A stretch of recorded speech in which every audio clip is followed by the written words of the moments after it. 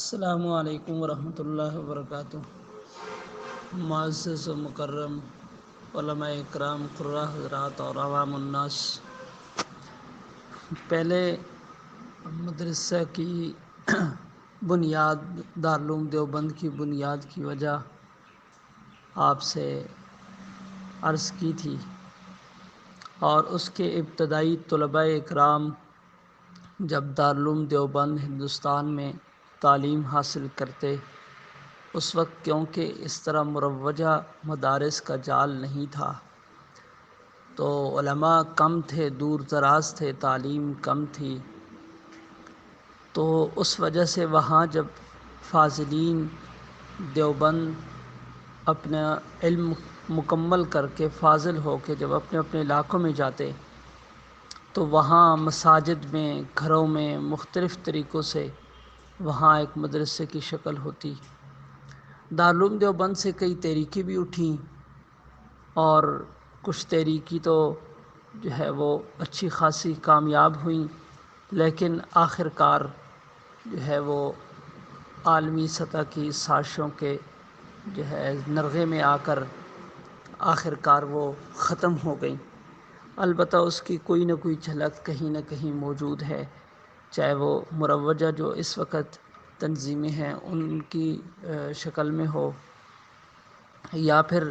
حق گو علماء، چاہے وہ اپنی اپنی جگہ پر جیسے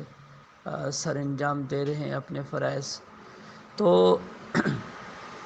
جو یہ لوگ فاضلین ہوتے، وہ اپنے اپنے علاقوں میں جا کر مدرسہ کی کوئی شکل بھی تھی اس وقت،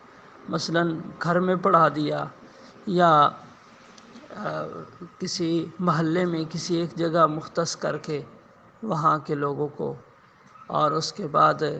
مسجدوں کے اندر تو مروجہ جیسے ابھی ایک نظام ہے، مدرسے پکے پختہ اور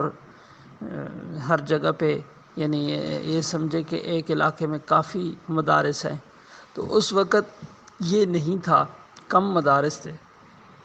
تو سب سے پہلے ان طلباء اور ان علماء کی جو للہیت تھی اور اخلاص تھا اور ایک جدوجہد تھی، مشکلات تھیں اس وقت یہ مرغن کھانے نہیں تھے، اور یہ سہولیات، گاڑیاں اور یہ لنٹر اور اس طرح کی کوٹھیاں اور اس طرح کے بڑے مدارس یہ مروجہ نہیں تھے، مشکلات بہت تھیں۔ تو اس وقت جو ذمہ دار ہوتا تھا،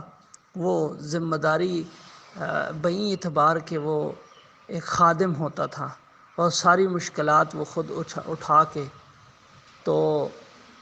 اپنے ماتحت لوگوں کو، چاہے وہ مدرسین ہوں یا طلباء ہوں، ان کی خدمت کرتے، اور اس میں کوئی فوقیت نہیں ہوتی تھی۔ فوقیت کیسے کہ مدارس کا جو نظام تھا اس وقت وہ شورائی نظام پر جو ہے وہ محمول تھا، کہ آج کل کے مدارس میں شورائی نظام نہیں ہے۔ اس پر انشاءاللہ بعد میں بات ہوگی کہ مروجہ مدارس میں کیا خرابیاں ہیں اور ہمیں کیا کرنا چاہیے۔ البتہ اس وقت کے مدارس میں کیونکہ شورا ہوتی تھی، 8-10 یا جتنے بھی علماء اکٹھے ہوتے تھے، تو اس میں قطعاً یہ نہیں ہوتا تھا کہ جو ذمہ دار ہے یا محتمم صاحب ہیں یا جو ہے یہ صاحبزادے ہیں تو ان کی بات پر فوقیت ہوگی، بلکہ وہ 4-6-8-10-12 آدمی علماء صاحب عقل، وہ جب ایک بات کو سوچتے تھے، اس کے ہر پہلو کو دیکھتے اور پھر آخر میں فیصلہ کر دیتے، اگرچہ وہ فیصلہ ذمہ دار کے مزاج کے مخالف ہی کیوں نہ ہو، بلکہ وہی نافذ ہو جاتا۔ اور مدارس کی جو ہے وہ تنخواہوں کا بھی اس وقت کے حساب سے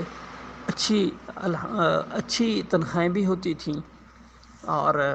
کیونکہ اس وقت کا حساب اس وقت کی کرنسی کے مطابق تھا، آج کل کا جو ہے وہ آج کی کرنسی کے مطابق ہے۔ تو مساجد و مدارس کا اس طرح نظام چلتا رہا۔ یہ پھر جیسے جیسے تبدیلی آتی گئی، معاملات تبدیل ہوتے گئے، جدت آتی گئی، پھر مدارس جو ہے وہ ایک اور شکل اختیار کرتے گئے، باقاعدہ طور پر زمینوں پر جو زمینیں لی گئیں، پھر اس کے بعد ہر بندہ جس کو اس کے کئی طریقے ہیں، جن میں سے مروج یہ ہے کہ کوئی صاحب ثروت آدمی زمین دے دے اور کوئی مولوی صاحب اس پر عمارت کھڑی کر دے اور اس کو مدرسہ بنا دیا جائے، یا یہ ہے کہ وہ خود جو ہے وہ مطلب یعنی ایک صاحب ثروت آدمی ہے